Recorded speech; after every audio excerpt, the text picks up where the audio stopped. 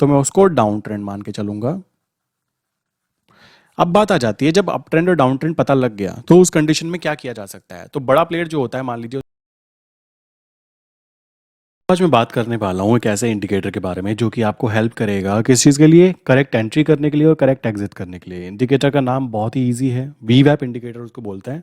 आज मैं आपको सिखाऊंगा कैसे उसको यूज़ कर सकते हैं। वीडियो को जो इंसान अंत तक देखेगा उसको पता लगेगा कि किस तरीके से हम लोग जोन स्ट्रैटेजी के ऊपर भी उस इंडिकेटर को यूज़ कर सकते हैं। प्लस आप चाहें तो इस इंडिकेटर को किसी भी स्टॉक के अंदर काम करवा सकते हैं। आप चाहें तो इस इंडिकेटर के द्वारा ये पता लगा सकते हैं कि क्या मैंने सही जगह पर एंट्री की है या नहीं की है।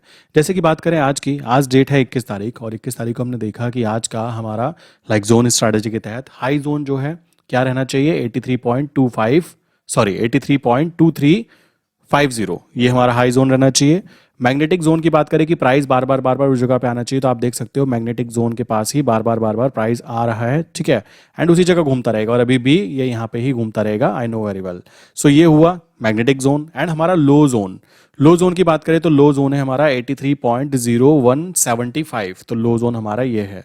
अब बात आती है कि काम करने का तरीका क्या होना चाहिए। तरीका बड़ा सिंपल सा हो सकता है। मार्केट खुलने से पहले आप आफ्टर मार्केट ऑर्डर लगा सकते हो। आफ्टर मार्केट ऑर्डर आपने लगाया कि भाई देखो, मैं अगर मेरी कोई ऑलरेडी पोजीशन नहीं है, सो उस कंडीशन में बाय करना चाहता हूं कहां पे, एल जोन मतलब लो जोन के ऊपर। प्लस मैं आपको यहाँ पे एक और चीज़ शेयर करना चाहूँगा। काफ़ी सारे लोग ऐसे हैं जो चाहते हैं कि हम लोग अगर पेपर ट्रेड करें तो कहाँ पर एवरेज करें, कैसे करें, हमें काम करना नहीं आ रहा है। सो उस कंडीशन में टेंशन मत लीजिए, अभी मैं आपको एवरेजिंग पॉइंट भी शेयर करने वाला हूँ कि एवरेजिंग पॉइंट क्या हो सकते हैं। आप यहाँ पे पहले पेपर ट्रेड कीजिए, पेपर ट्रेड करके आइडेंटिफाई कीजिए कि कैसे, कितनी बार आपको एवरेज करने की ज़रूरत पड़ती है। मेरे हिसाब से मैक्सिमम एवरेजिंग की बात करें तो, अगर हम करेंसी की बात करें तो 3 टाइम से ज़्यादा एवरेजिंग की ज़रूरत अभी तक के मुझे तो नहीं पड़ी। सिंपल सी बात है। क्यों नहीं पड़ी, रीजन है उसके पीछे। हमारे पास में अगर averaging point already pre define है कि हमें यहां से यहां तक में काम करना है, और फिर भी अगर कोई प्रॉब्लम आती है तो उस कंडीशन में हम लोग यहां पे क्या कर सकते हैं, काउंटर ट्रेड एक्टिवेट कर सकते हैं। ये बात ध्यान रखिए। मान लीजिए मैंने यहाँ पे फर्स्ट एंट्री की, फर्स्ट एंट्री मेरी हुई लो जोन के ऊपर, मैंने एंट्री की, बहुत अच्छा, तालियां होने के बाद में मेरा टारगेट होना चाहिए कि यहाँ से मार्केट ऊपर की तरफ जाएगी। सो उस कंडीशन में मैं अपने हाई जोन को टच करूंगा, वहाँ पे या तो मैं काउंटर ट्रेड एक्टिवेट करूंगा वरना अपना टारगेट बुक कर लूंगा। बट अगर सोचो ऐसा होता है कि हमारा ये ब्रेक हो जाता है, ब्रेक होने पर हम कहते हैं भाई हमने ब्रेक हुआ, ब्रेक होने पर या तो हम ये स्ट्रैटेजी यूज करेंगे कि जैसे ही कैंडल नीचे बनी ट्रेड एग्जिट कर दो। बट काफी लोग ऐसे होते हैं जो ये चीज नहीं करना चाहते, वो एवरेजिंग स्ट्रैटेजी को ही यूज करना चाहते हैं। तो फर्स्ट एंट्री उनकी लो जोन पर अगर होती है तो जब ये नीचे की तरफ आए तो आप क्या कर सकते हो, आप लिमिट ऑर्डर लगाकर रख सकते हो कि भाई मेरा यहाँ पे फर्स्ट जो एंट्री है, जैसे यहाँ पे अभी देखो आज का वो निकला है 82.911, मैं लिख देता हूँ 82.911 एंड 0, ये हमारा आज का फर्स्ट एवरेजिंग पॉइंट निकलेगा अगर मार्केट यहाँ से नीचे क्रैक होकर यहाँ पर आती है। बहुत लो चांसेस होंगे ऐसा हो, ये बात ध्यान रखना। मैक्सिमम चांसेस होंगे कि हमारा टारगेट बार बार अचीव हो जाए। सेकंड प्रोबेबिलिटी होगी कि अगर दोबारा यहाँ से भी ब्रेक हो जाती है कैंडल, तो सेकंड एवरेजिंग करने की जगह अगर हम देखें तो अपनी जगह पे हम यहाँ पे 8500 यहाँ पर एवरेजिंग कर सकते हैं। और ये जो लेवल्स की बात हो रही है ना, ये केवल इंट्राडे पर्पस के लिए बनाए जाते हैं, इस बात को ध्यान रखना। अगर सब कुछ क्रैक हो जाता है तब उसकी बात हो रही है। थर्ड कंडीशन में अगर मान लीजिए और भी ज़्यादा नीचे की तरफ आ जाता है, क्रैश हो जाती है मार्केट, देन उस कंडीशन में 82.7300। तो ये मेरे 3-4 टोटल मैंने यहाँ पे जोन निकाले, इन जोन के हिसाब से मैं ट्रेड लेने वाला हूँ। और इसके लिए मुझे करना क्या है, सोचो। करने के लिए सबसे पहली बात, मेरा रूल नंबर 1 होना चाहिए कि हमारी जो कैंडल है वो वी वैप के नीचे होनी चाहिए। वी वैप के नीचे कैंडल होनी चाहिए अगर मैं एंटर करना चाहता हूं। अभी आप यहां पे देखोगे कैंडल अगर नीचे की तरफ आती है और यहां तक आती है तो मेरी बिल्कुल करेक्ट पोजीशन होगी कि वी वैप के नीचे मेरी कैंडल है, प्लस मेरा एमएसीडी ग्रीन सिग्नल प्रोवाइड करना चाहिए। उस कंडीशन पे हम लोग यहां पे एंटर कर सकते हैं। ये सिंपल सा, बहुत ही सिंपल सा रूल है। देखो, किसी को अगर कोई ऑफिस जाता है, कोई हाउस वाइफ है, किसी के पास समय नहीं है, कोई देखना ही नहीं चाहता, तो मैं आपको एक्सप्लेन करना चाहूंगा। आपको सबसे इजी तरीका क्या रहने वाला है कि आप क्या कीजिए, आफ्टर मार्केट ऑर्डर लगा के रख दीजिए। आफ्टर मार्केट ऑर्डर क्या भाई, लो जोन मेरा ये है, ठीक। मान लीजिए मैंने यहाँ पे 10 लॉट में एंटर किया, मनी मैनेजमेंट के हिसाब से। मान लीजिए मैंने 10 पे यहाँ पे किया, मैं कहता हूँ भाई 5 पे मैं यहाँ करना चाहता हूँ, 5 पे यहाँ करना चाहता हूँ और 5 पे यहाँ करना चाहता हूँ।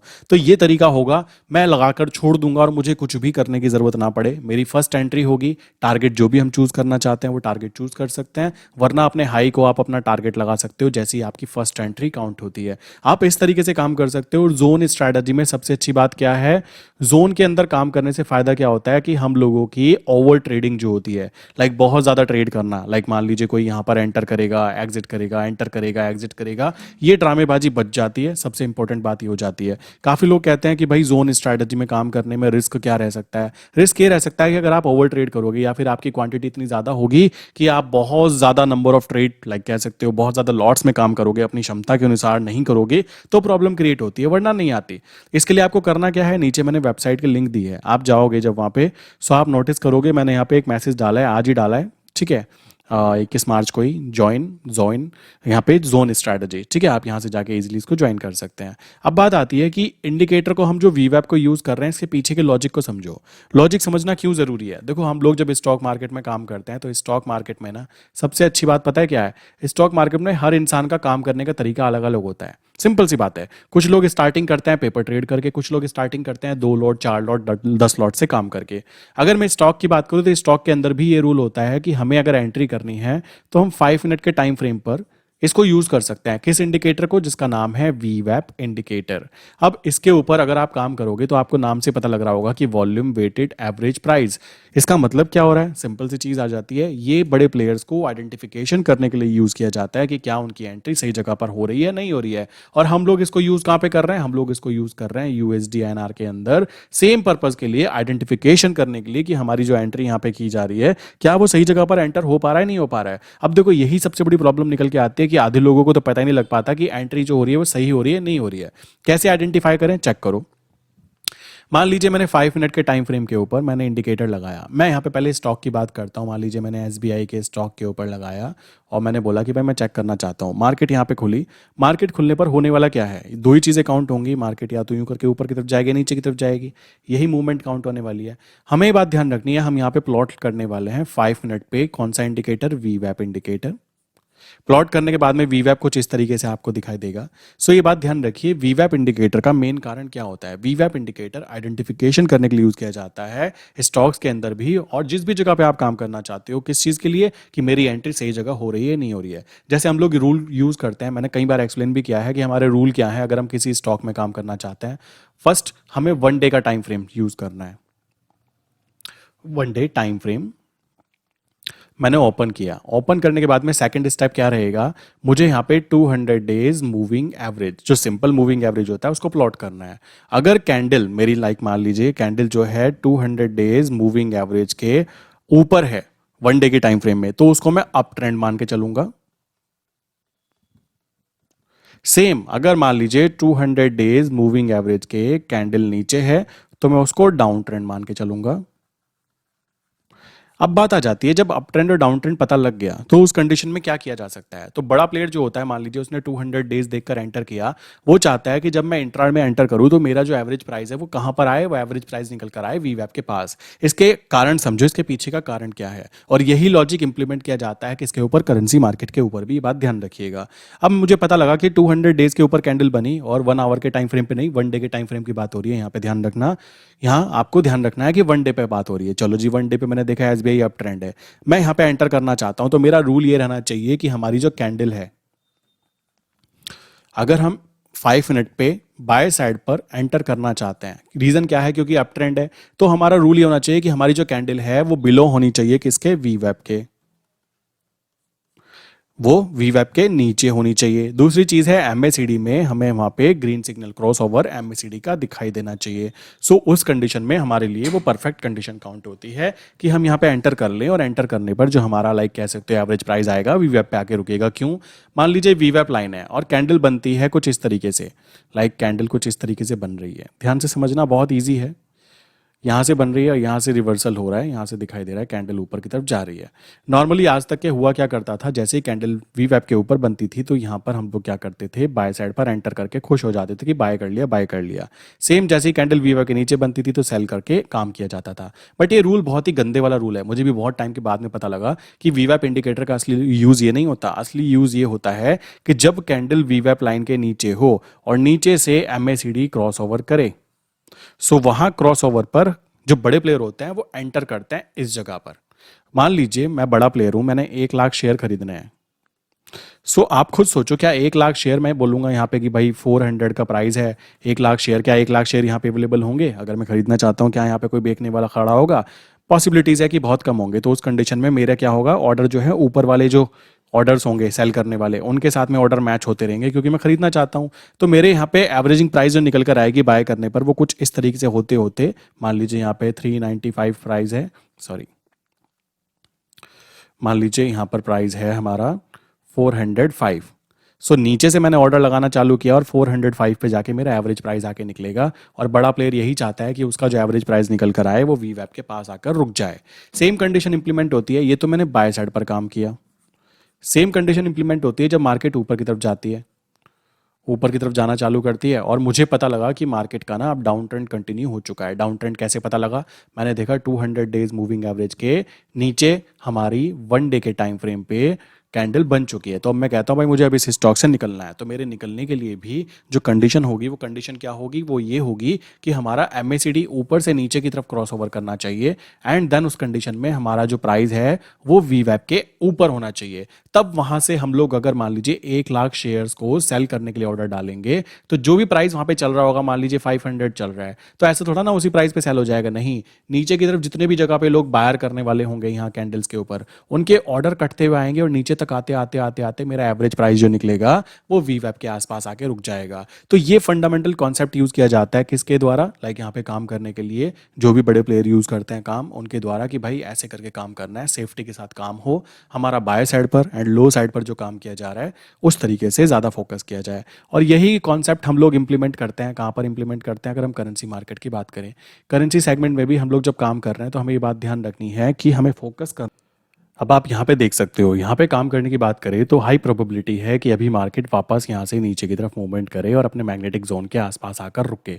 अब आपको ये चीज़ ध्यान रखनी है कि जब काम करना ही है तो सेफ्टी के साथ क्यों ना किया जाए। तो उस कंडीशन में हम लोग अगर यहाँ पे जोन पे काम कर रहे हैं तो जोन पे काम करने का रीज़न ये रह जाता है कि हम लोगों की बीच में जो ये बार बार एंट्री एग्जिट होगी कि वी वैप के ऊपर जाए तुरंत बाय करो एग्जिट करो, ये वाली चीज़ें करने की कोई ज़रूरत खास नहीं पड़ती है। अगर हम बात करते हैं जोन के ऊपर, जोन पे काम करने का तरीका, ये नीचे की तरफ आएगा, लो जोन पे एंटर करेंगे, एंटर करने के बाद में अपना टारगेट लगा देंगे हाई जोन पे एंड उस कंडीशन में एंड इस तरीके से की गई एंट्री जो भी होंगी, लाइक कह सकते हो अगर मान लीजिए कोई एंट्री नहीं बनी है तो आपको दिक्कत क्या है, सोचने की बात है। अगर आप लोग ये सोच रहे हो कि मुझे डेली के डेली ट्रेड करनी ही करनी है, देखो ये कोई रूल नहीं होता कि डेली डेली कसम खा ली हमें ट्रेड करनी करनी है।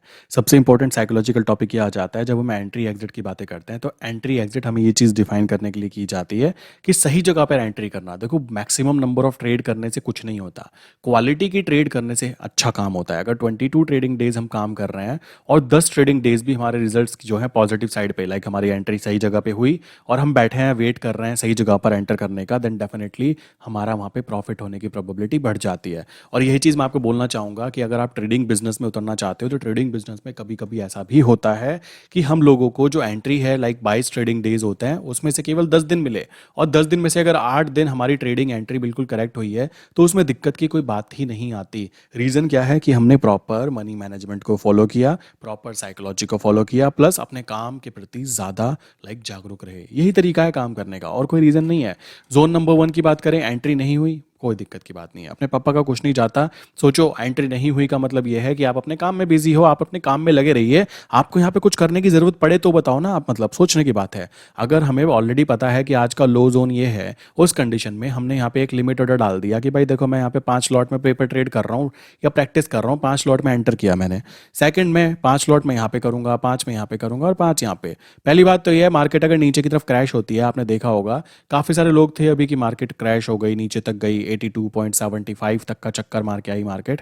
भाई 82.75 के ऊपर हम लोगों में से काफी सारे लोगों ने यहाँ पे एवरेज किया। किन लोगों ने एवरेज किया, जिन लोगों की कह सकते हो वहां पे जाने पर पैनिक कंडीशन नहीं बनी। काफी सारे लोग ऐसे थे पैनिक में आ गए, जी क्या हो गया अब तो ये 82 तक जाएगा, 8250 तक जाएगा, चला गया, घूम के वापस आ गया ना, विद इन 2 डेज के अंदर रिकवरी कर गया ना। यही तरीका रहता है यूएस जनरल में काम करने का। अगर आप प्रॉपर मनी मैनेजमेंट के साथ काम कर रहे हो ना तो यहाँ पे प्रोबेबिलिटी लॉस होने के काफ़ी कम हो जाते हैं। मैं ये नहीं कहूँगा कि लॉस नहीं हो सकते, अगर आप अपनी बुद्धि के साथ काम नहीं करोगे देन डेफिनेटली लॉस आपको होने ही होने हैं। बट अगर सेफ्टी की बात करें तो सेफ्टी यहाँ पर इतनी ज़्यादा है कि आप यहाँ पे खुद ब खुद देख सकते हो, काम करने का तरीका ही यहाँ पे प्री डिफाइन करता है कि आपको क्या करना है। बाकी रही बात इस इंडिकेटर की, तो भाई मैं तो इस इंडिकेटर को भरपूर यूज़ करता हूँ और हर अपने क्लाइंट को बोलता हूँ कि भाई इसके ऊपर जरूर नजर रखो और इस पे काम करने का तरीका है 5 मिनट के टाइम फ्रेम के ऊपर। रीजन है ये इंट्राडे इंडिकेटर है। लोग क्या कर रहे हैं इसको 1 मिनट के टाइम फ्रेम पर, 10 मिनट के टाइम फ्रेम पर, 15 मिनट के टाइम फ्रेम पर। भाई ये उसके लिए बना ही नहीं है, ये बना ही 5 मिनट के लिए है और ये काम भी केवल इंट्राडे पे ही करता है। तो आपको ये बात ध्यान रखनी है कि मेरी जब एंट्री हो रही है किसी भी ट्रेड के अंदर तो वहां पे एक कंफर्मेशन मुझे ये मिल जाए कि मेरी जो कैंडल है वो वीवैप के नीचे है। सो मैंने बिल्कुल प्रॉपर जगह पर एंटर किया है। और इसी तरीके से जब मैं प्रॉफिट बुक कर रहा हूं, जब जैसे मान लीजिए मेरा टारगेट ये ऊपर की तरफ है ये वाला, तो भाई जब कैंडल ऊपर की तरफ आएगी तो ये वीवैप के ऊपर होगी ना, तो मैं कंफर्म रहूंगा कि वीवैप के ऊपर है। तो उस कंडीशन में मेरी एंट्री जो थी नीचे की तरफ से वो भी सही थी और ऊपर की तरफ जो एग्जिट हो रही है वो भी सही है। इसी तरीके से नीचे की तरफ से आता, मान लीजिए नीचे की तरफ आता है, यहाँ पे हमारी वीवैप यहाँ पर है तो कैंडल यहाँ पे एंटर करेगी तो यहाँ पे जो एंट्री होगी वो मेरी बिल्कुल करेक्ट एंट्री काउंट होगी। ये बात आपको दिमाग में बिठा के रखनी है। अदरवाइज रूल्स एंड रेगुलेशंस अगर आप खुद के चेंज करते रहोगे देन प्रॉब्लम सामने निकल के आने वाली है। ये एवरेजिंग वाली चीजें जो बात आती है ना, एवरेज नंबर 1 2 3, मैं यहाँ पे शेयर इसलिए नहीं करना चाहता था। रीजन है कि मनी मैनेजमेंट काफी सारे लोग नहीं कर पाते, बट मैं समझ रहा हूँ कि काफी सारे आप में से ऐसे लोग हैं जो कि फंड है उनके पास में 1 लाख रुपए, बट वो काम पता है कितने फंड से कर रहे हैं, केवल और केवल 20,000 से। और ये चीज देखकर काफी खुशी होती है कि सामने वाले जो क्लाइंट हैं वो बहुत पॉजिटिव रेस्पॉन्स दे रहे हैं कि बिल्कुल प्रॉपर मनी मैनेजमेंट को फॉलो करना है। उनको पता है कि वो 10 लॉट में काम कर रहे हैं तो 10 लॉट की वैल्यू 2 लाख रुपीज है, जो कि उनको केवल 20,000 में उनके मालिक बन जाते हैं। तो वो proper money management rule follow कर रहे हैं। तो यही कारण है कि एवरेजिंग पॉइंट भी आपके सामने रखे गए हैं। आप क्या कीजिए, पेपर ट्रेड कीजिए। पहले स्टार्टिंग क्या करें, पेपर ट्रेड से करें। हर इंसान पेपर ट्रेड करना ना छोड़े। मैं भी पेपर ट्रेड करता हूं। लाइक अगर बात करें किस चीज के अंदर, जिन पेयर में मैं अच्छा बनना चाहता हूं, लाइक कह सकते हो जैसे क्रिप्टो की बात करें, वहां पे कुछ पेयर्स होते हैं जिनमें काम करने में कह सकते हो रिजल्ट्स आ सकते हैं, तो वहां पे भी पेपर ट्रेड की जाती है। आप यहाँ पे पेपर ट्रेड कीजिए और इन इंडिकेटर्स को, जो फ्री ऑफ कॉस्ट इंडिकेटर होते हैं, इनको यूज करने के पे ज्यादा फोकस करो ताकि आपके रिजल्ट जो है वो पॉजिटिव आने चालू हो। और पॉजिटिव रिजल्ट्स आएंगे तब भी आपको वहां पे कॉन्फिडेंस फील होगा कि हाँ मैं कुछ यहाँ पे अच्छा कर रहा हूँ। आई विश यहाँ तक की बातें क्लियर हो गई होगी। छोटी सी वीडियो बनाना चाहता था मैं। रीजन इसके पीछे कि आपको ये चीज़ पता लगे कि काम करने का तरीका जो है वो सेम ही रहना चाहिए। मेन चीज़ है आप काम करोगे तो रिजल्ट्स कैसे रहेंगे। जाइए यहाँ पर, और ये मैंने लिंक डिस्क्रिप्शन में डाली है, आप जा सकते हो। बाकी किसी के माइंड में कोई क्वेश्चन है तो ये वाला फ़ोन नंबर और ये वाले फ़ोन नंबर आपको दिए गए हैं, आप इजीली यहाँ पे मैसेज कर सकते हो। प्लस आपके माइंड में कोई भी क्वेश्चन है तो इन नंबरों पे मैसेज करके बात कर सकते हो। बाकी वेबसाइट पे जाइए, डायरेक्टली आपको जोन स्ट्रैटेजी के बारे में डिटेल शेयर की गई है। आप जाइए, चेक कीजिए और कंटिन्यू कीजिए। ओके दोस्तों, मिलते हैं नेक्स्ट इंपॉर्टेंट वीडियो के अंदर।